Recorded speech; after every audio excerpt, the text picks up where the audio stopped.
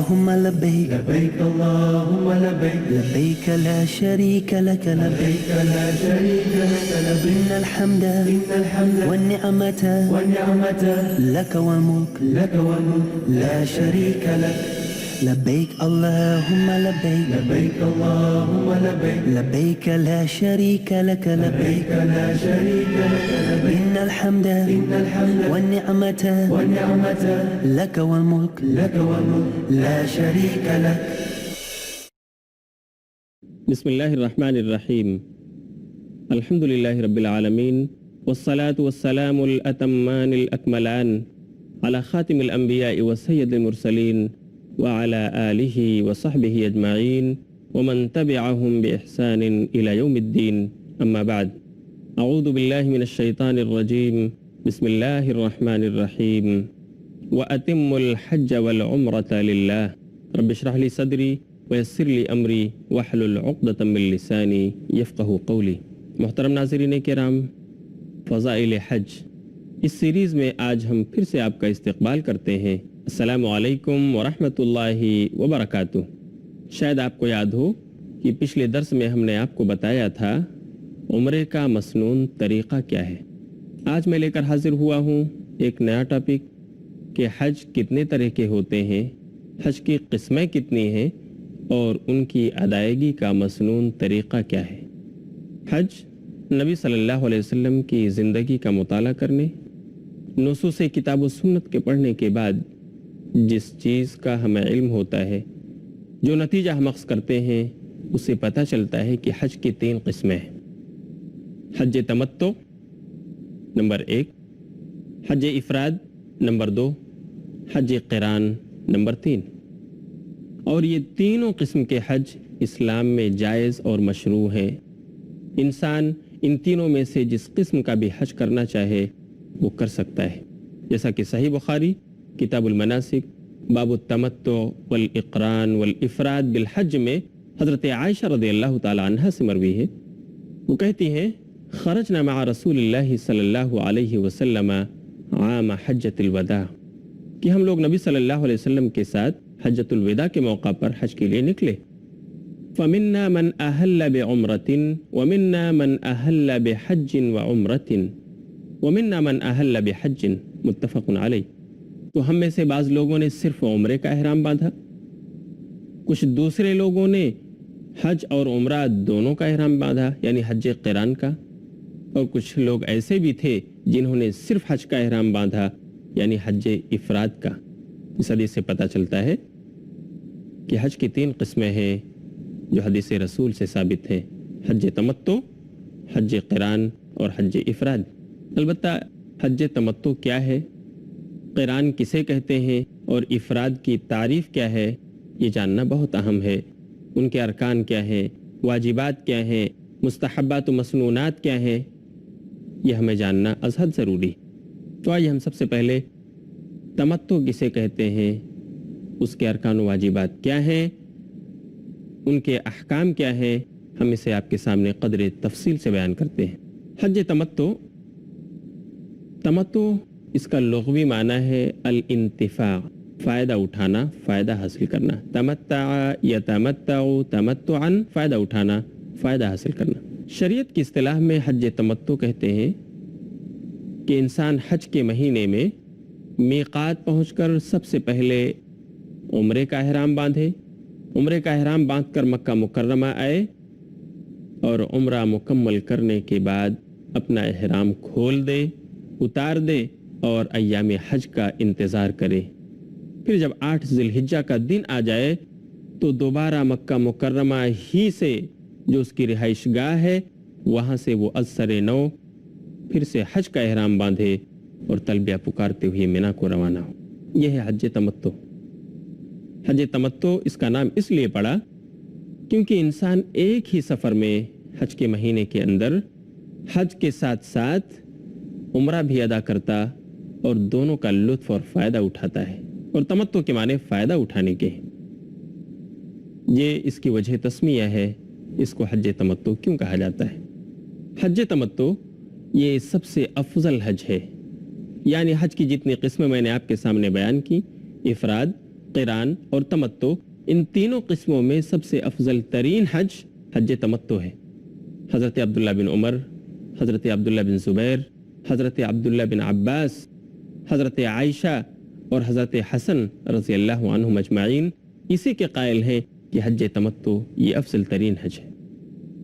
تابعین میں سے اکرمہ، مجاہد، عطا رحمۃ اللہ علیہ مجمعین، ان سب کی بھی یہی رائے ہے کہ تمتع ہی کرنا چاہیے، یہ سب سے افضل حج ہے۔ اسی طرح ائمہ کرام میں سے امام احمد بن حنبل اس طرف گئے ہیں، اور امام شافعی کا بھی ایک قول یہی ہے کہ حج تمتع افضل ہے۔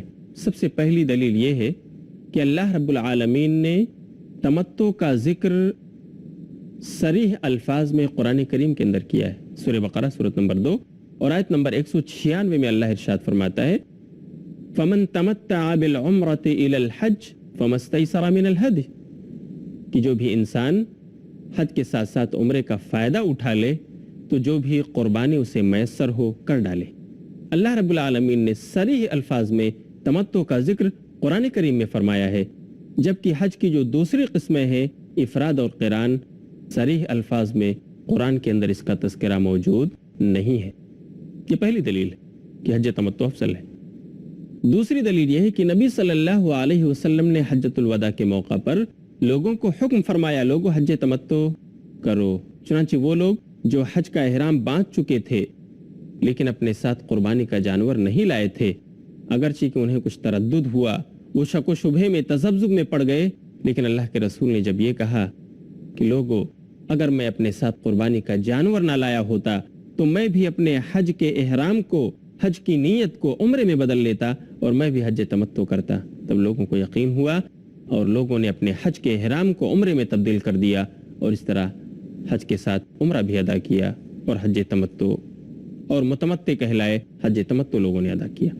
سلسلۃ الاحادیث الصحیحہ میں علامہ البانی نے ایک روایت نقل کی ہے کہ اللہ کے رسول صلی اللہ علیہ وسلم فرماتے ہیں دخلت العمرۃ فی الحج الی یوم القیامہ، کہ لوگوں سنو، عمرہ قیامت تک کے لیے حج میں داخل ہو گیا ہے، اس لیے حج تمتع کرنا چاہیے، یہ افضل ہے۔ خود آپ نے اپنے اہل و عیال کو بھی اس کا حکم فرمایا، اس کا ذکر بھی سلسلۃ الاحادیث الصحیحہ میں ہے۔ اللہ کے رسول صلی اللہ علیہ وسلم فرماتے ہیں یا آل محمد من حج منکم فلیحل بعمرۃ فی حجۃ، کہ اے آل محمد دیکھو تم میں سے جسے حج کرنا ہو تو اسے چاہیے کہ وہ حج کے ساتھ عمرے کو بھی ملا لے، حج کے ساتھ عمرہ بھی کرے اور عمرے کا فائدہ اٹھا کر متمتع ہو جائے، یعنی حج تمتع ادا کرے۔ اسے پتہ چلتا ہے کہ حج تمتع حج کی ان تینوں قسموں میں سب سے افضل ترین حج ہے، جسے ہم لوگوں کو ادا کرنے کے لیے حریص ہونا چاہیے، اپنے اندر جذبہ رکھنا چاہیے۔ اور الحمدللہ بیرونی حجاج کرام جو مکہ مکرمہ پہنچتے ہیں عام طور سے وہ حج تمتع ہی کرتے ہیں، لیکن یہاں ایک چیز قابل غور ہے، وہ کیا کہ یہ حج تمتع کا جو حکم ہے یہ صرف ان لوگوں کے لیے ہے جو حدود حرم سے باہر، یعنی مکہ کے باہر جو لوگ رہتے ہیں، بیرونی ممالک کے جو حجاج کرام آتے ہیں ان کے لیے ہے۔ گویا دنیا کے تمام مسلمانوں کے لیے یہ حکم ہے، صرف اس سے مستثنی وہ لوگ ہیں جو مکہ مکرمہ یا حدود حرم میں رہتے ہوں، اسی طرح مکہ مکرمہ کے اطراف و جوار اور ان علاقوں میں رہتے ہوں جہاں سے پیدل چل کر آنا اور حج کرنا ان کے لیے مشکل نہیں، بلکہ وہ حج کے لیے بھی حج کے زمانے میں آ سکتے ہیں، اور اسی طرح عمرہ کرنے کے لیے بھی الگ سفر وہ کر سکتے ہیں۔ اس لیے ان کے لیے حج تمتع کا یہ حکم نہیں ہے، وہ صرف حج افراد کر سکتے ہیں۔ اہل مکہ اور اہل حرم وہ صرف حج افراد کر سکتے ہیں، قران اور تمتع ان کے لیے جائز نہیں۔ اصل میں معاملہ یہ ہے کہ زمانے جاہلیت میں عربوں کا یہ تصور تھا کہ حج کے لیے الگ سفر کرنا ہے اور عمرہ ادا کرنا ہے تو اس کے لیے الگ سفر کرنا پڑے گا۔ اللہ رب العالمین نے اس مشقت کو لوگوں سے دور کر دیا اور اس قید و بند سے لوگوں کو آزاد کر دیا، اور کہا کہ نہیں، ایک ہی سفر میں جو لوگ دور دراز سے سفر کر کے آتے ہیں اور مکہ مکرمہ کی زیارت کرتے ہیں وہ ایک ہی سفر میں حج اور عمرہ دونوں کر سکتے ہیں، دونوں کا فائدہ اٹھا سکتے ہیں، انہیں حج تمتع اور حج قران کرنا جائز ہے۔ اور اس طرح سے وہ رعایت جو بیرونی حجاج کو ہے وہ رعایت اہل مکہ کے لیے نہیں، صرف اس لیے کہ اہل مکہ جب چاہیں وہ حج کے لیے بھی سفر پہ آ سکتے ہیں اور ان کے لیے عمرے کا بھی الگ سے احرام باندھنا اور الگ سے سفر کرنا کوئی مشکل کام نہیں، بآسانی وہ اسے انجام دے سکتے ہیں۔ اس لیے اللہ رب العالمین نے اس حکم سے انہیں مستثنا کر دیا اور سورہ بقرہ کی آیت نمبر 196 میں ارشاد فرمایا ذَلِكَ لِمَن لَمْ يَكُنْ أَهْلُهُ حَاضِرِ الْمَسْجِدِ الْحَرَامِ کہ یہ تمتع کا حکم ان لوگوں کے لیے ہے جن کے گھر بار مسجد حرام کے قریب نہ ہو۔ بات ابھی باقی ہے لیکن وقت ہو چلا ہے چھوٹے سے وقفے کا۔ ہم ملیں گے پھر تھوڑی دیر کے بعد۔ السلام علیکم ورحمۃ اللہ وبرکاتہ۔ ناظرین کرام، ہم اس نشست میں آپ کا پھر سے استقبال کرتے ہیں۔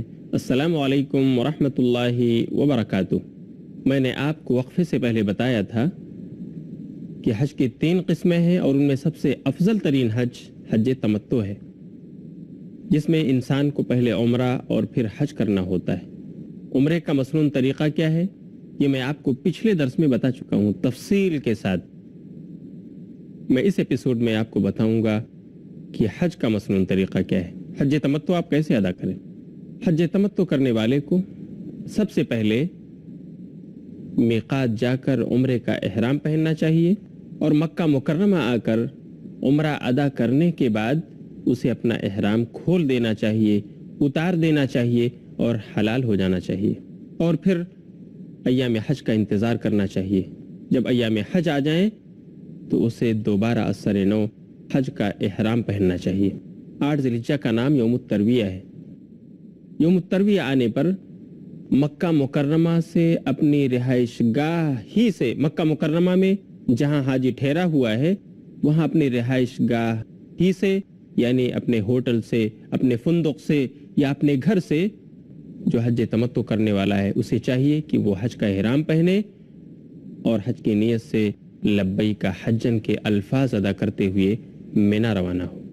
اور آپ جانتے ہیں کہ احرام پہننے سے پہلے غسل کر لینا اور خوشبو لگا لینا یہ سنت رسول ہے، اس لیے اس کا بھی اہتمام ہونا چاہیے، جیسا کہ حضرت عائشہ کے حوالے سے میں روایت آپ کو بتا چکا ہوں۔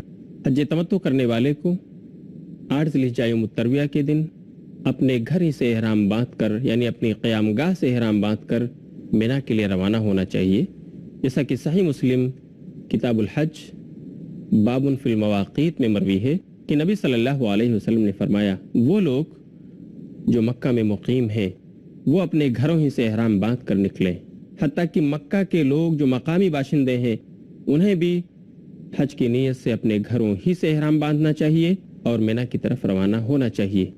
البتہ ایک چیز واضح رہے کہ حج افراد اور حج قران کرنے والے حجاج وہ میقات سے باندھا ہوا اپنا پہلا احرام اسی کے ساتھ وہ 8 ذی الحجہ کو مینا کی طرف روانہ ہوں گے۔ انہیں 8 ذی الحجہ کو کوئی نیا احرام پہننے اور نئی نیت کرنے کی ضرورت نہیں، یہ صرف حج تمتع کرنے والے کے لیے ہے کہ وہ 8 ذی الحجہ کو اثر نو حج کی نیت سے احرام پہنے اور تلبیہ پکارے۔ احرام پہننے کے بعد بآواز بلند تلبیہ پکارنا چاہیے، اور تلبیہ کے الفاظ جیسا کہ میں آپ کو سنا چکا ہوں، لبیک اللہم لبیک لبیک لا شریک لک لبیک ان الحمد والنعمت لک والملک لا شریک لک۔ یہ ہیں تلبیہ کے الفاظ جو اللہ کے رسول صلی اللہ علیہ وسلم پکارتے تھے۔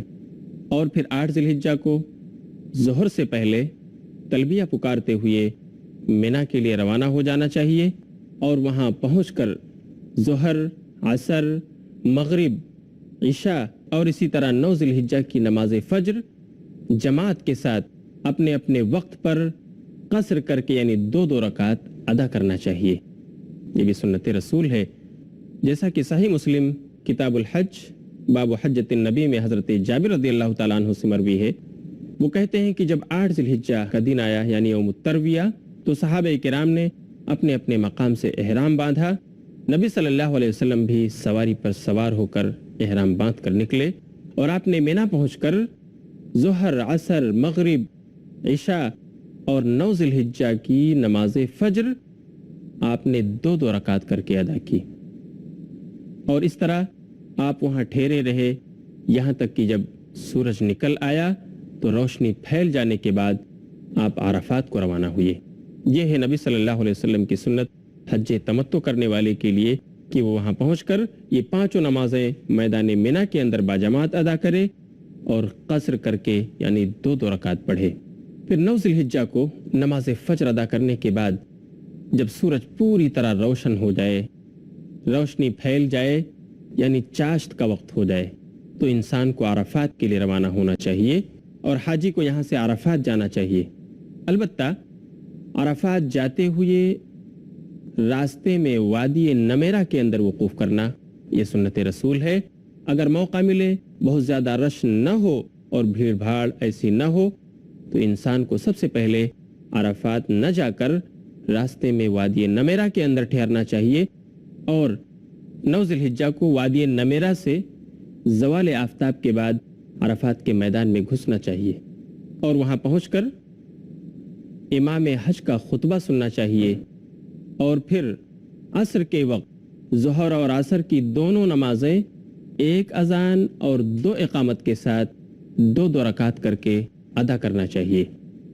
ظہر اور عصر کی نماز ادا کرنے کے بعد جبل رحمت کے دامن میں اگر جگہ مل سکے تو وہاں پر اپنے ہاتھوں کو اللہ کی طرف اٹھا کر بلند کر کے دعائیں کرنا چاہیے۔ لیکن اگر جبل رحمت کے دامن میں حجاج کرام کے زیادہ ہونے کی وجہ سے، ان کی بھیڑ بھاڑ ہونے کی وجہ سے آپ کو جگہ نہ مل سکے تو عرفات کے میدان میں جہاں کہیں جگہ میسر آئے، ظہر عصر کی نماز ادا کرنے کے بعد اللہ کی طرف متوجہ ہو کر اپنے ہاتھوں کو بلند کر کے اور اللہ سے قرآنی اور نبوی دعائیں یا اسی طرح جو کچھ آپ اللہ سے مانگنا چاہتے ہیں، اپنی بخشش کرانا چاہتے ہیں، وہ دعائیں آپ کو کرنا چاہیے۔ چنانچہ اللہ کے رسول صلی اللہ علیہ وسلم نے صحیح مسلم کتاب الحج باب حجۃ النبی ہی کے اندر یہ بات بھی فرمائی ہے، وقفت ہا ہنا، راوی کہتے ہیں اللہ کے رسول نے فرمایا وقفت ہا ہنا وعرفت کلھا موقف، کہ صحابہ کرام سنو، میں یہاں جبل رحمت کے دامن میں آ کر ٹھہرا ہوں، میں نے یہاں وقوف کیا ہے، لیکن یہ عرفات کا میدان پورا کا پورا وقوف کے لیے ہے، جہاں حاجی ٹھہرنا چاہے وہاں ٹھہر کر وہ وقوف کر سکتا ہے اور وہاں مغرب کی اذان تک حجاج کرام کو دعائیں کرنی۔ سورج غروب ہونے کے بعد نماز مغرب ادا کیے بغیر عرفات سے مزدلفہ کی طرف روانہ ہونا چاہیے اور بلند آواز کے ساتھ تلبیہ پکارنا چاہیے، تکبیر و تحلیل کی صدائیں بلند کرنا چاہیے، الحمدللہ، سبحان اللہ اور اللہ اکبر کے کلمات کا ورد کرنا چاہیے اور اس طرح اس پورے سفر میں مزدلفہ پہنچنے تک اللہ رب العالمین کے ذکر و اذکار بکثرت کرنے چاہیے۔ پھر 9 ذی الحجہ کی رات میں مزدلفہ پہنچ کر سب سے پہلے مغرب اور عشاء کی دونوں نمازیں 1 اذان اور 2 اقامت کے ساتھ قصر کر کے پڑھنا چاہیے۔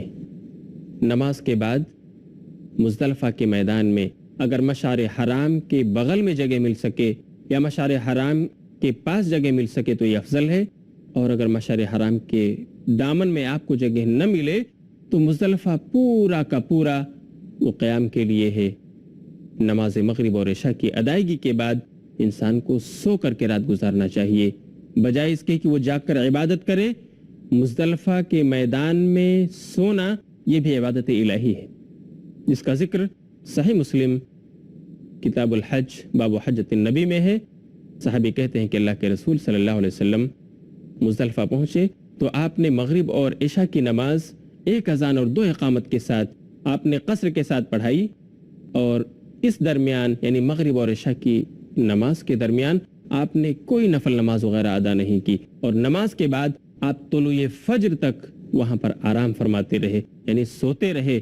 آپ نے اپنے آپ کو عبادت الہی کے لیے نہیں جگایا یہاں تک کہ صبح کی اذان ہو گئی، فجر صادق طلوع ہو گیا۔ تو یہ ہے سنت رسول۔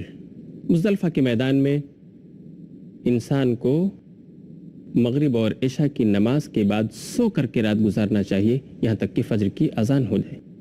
فجر کی اذان کے بعد نماز کو باجماعت ادا کرے، اور نماز باجماعت ادا کرنے کے بعد اپنے ہاتھوں کو اللہ کی طرف پھر اٹھا لے، اور مشعر حرام کی دامن میں اگر جگہ مل سکے تو افضل ہے وہاں اللہ کی طرف ہاتھ اٹھا کر اپنے گناہوں کی معافی مانگے، بیچ میں تلبیہ اور تکبیر و تحلیل کے الفاظ بھی بلند کرتا رہے، یہاں تک کہ سورج نکلنے کے قریب ہو جائے اور اچھی طرح روشنی پھیل جائے. روشنی پھیل جانے کے بعد سورج نکلنے سے پہلے پہلے مزدلفہ سے مینا کو روانہ ہو جائے. یہاں سے اگر میسر ہو سکے تو کنکریاں چن لے. مزدلفہ کی پہاڑی کے پاس سے 7 کنکریاں جو انسان جمرہ عقبہ کو پہلے دن مارتا ہے وہ کنکریاں یہاں سے چن لے اور پھر مزدلفہ سے سورج نکلنے سے کچھ پہلے ہی یہاں سے روانہ ہو جائے. البتہ وہ لوگ جو معذور ہوں، ہینڈی کیپ ہوں یا خواتین جن کے ساتھ بچے ہوں، ان کے لیے اس بات کی اجازت ہے کہ وہ اور پہلے بھی نکل سکتی ہیں. فجر کی نماز ادا ہو گئی اور وہ سفر کر سکتی ہیں، یا جو معذور لوگ ہیں وہ پہلے یہاں سے مینا کو روانہ ہو سکتے ہیں. مینا کے راستے میں حجاج کرام کو چاہیے کہ وہ تکبیر و تحلیل کے ساتھ اللہ سے قرآنی اور نبوی دعائیں بھی کرتے رہیں، یا جو کچھ انہیں اپنے الفاظ میں مانگنا ہے وہ بھی اللہ سے وہ مانگتے رہیں. مینا پہنچنے کے بعد جب سورج طلوع ہو چکا ہوتا ہے تو چاہیے کہ سب سے پہلے جمرہ عقبہ کو جا کر کے 7 کنکریاں ماری جائے. یہ جمرہ عقبہ وہ جمرہ ہے جس کا رخ خانہ کعبہ کی طرف ہے، جو سب سے آخری جمرہ ہے. پہلے جمرہ کا نام جمرہ اولا ہے، اور جو بیچ میں ہے اس کا نام جمرہ وسطیٰ ہے، اور جو سب سے آخر میں مکہ کی طرف ہے اس کا نام جمرہ عقبہ ہے. حاجی کو مینا پہنچنے کے بعد 10 ذی الحجہ کو سب سے پہلا کام جو کرنا ہے وہ یہ کہ وہ جمرہ عقبہ کے پاس جا کر اسے 7 کنکریاں مارے، اور پھر وہاں سے واپس آ کر کے اپنے مکان پر، اپنی جگہ پر، اپنے خیمے پر، یا جہاں وہ ٹھہرا ہوا ہے یا جہاں مذبح ہے، قربان گاہ ہے، وہاں جا کر کے وہ قربانی کرے. جمرہ عقبہ کو کنکریاں مارنے کے بعد جا کر کے قربانی کرے. اس کے علاوہ بھی کچھ اور ارکان اور احکام ہیں، بات ہوتی رہے گی، لیکن وقت ہو گیا ہے، اس لیے ہم آپ سے اجازت چاہتے ہیں. انشاءاللہ ہم پھر ملیں گے اگلے ایپیسوڈ میں. تب تک کے لیے انتظار کیجئے اور دیکھتے رہیے فضائل حج. وآخر دعوانا ان الحمدللہ رب العالمین. والسلام علیکم ورحمۃ اللہ وبرکاتہ. لبيك اللهم لبيك لبيك اللهم لبيك لبيك لا شريك لك لبيك لا شريك لك لبيك إن الحمد الحمد والنعمة والنعمة لك والملك لك والملك لا شريك لك لبيك اللهم لبيك لبيك اللهم لبيك لبيك لا شريك لك لبيك لا شريك لك لبيك إن الحمد الحمد والنعمة والنعمة لك والملك لك والملك لا شريك لك لبيك اللهم لبيك لبيك اللهم لبيك لبيك لا شريك لك لبيك لا شريك لك لبيك